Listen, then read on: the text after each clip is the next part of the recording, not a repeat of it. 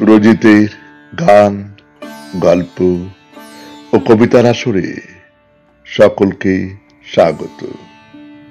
আজ শুনুন কবিতা নশ্বর, কলমে সুনীল গঙ্গোপাধ্যায়, উচ্চারণে সুরজিৎ দাস, সেতারে ধ্রুব বাগচি। কখনো কখনো মনে হয়, নীরা, তুমি আমার জন্মদিনের চেয়েও দূরে।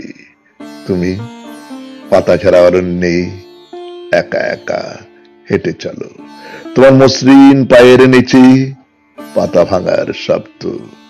দিগন্তের কাছে মিশে আছি মোষের পিঠের মতন পাহাড়। জয়ডঙ্কা বাজিয়ে তার আড়ালে ডুবে গেল সূর্য। এসবই আমার জন্মদিনের চেয়েও দূরের মনে হয়।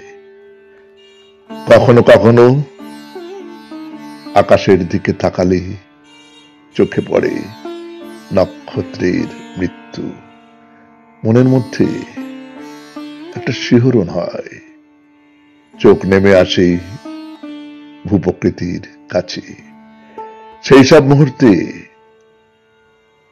নীরা, মনে হয় নশ্বরতার বিরুদ্ধে একটা যুদ্ধে নেমে পড়ি। তোমার বাদামি মুষ্টিতে গুজে দিই স্বর্গের পতাকা। পৃথিবীময় ঘোষণা করে দিই, তোমার চিবুকেই ওই অলৌকিক আলো চিরকাল থমকে থাকবে। তখন বহুদূর পাতাঝরা অরণ্যে দেখতে পাই তোমার রহস্যময় হাসি। তুমি জানো, সন্ধ্যেবেলার আকাশে খেলা করে সাদা পায়রা। তারাও অন্ধকারে মুছে যায়, যেমন চোখের জ্যোতি। এবং পৃথিবীতে এত দুঃখ, মানুষের দুঃখই শুধু তার জন্মকালও ছাড়িয়ে যায়।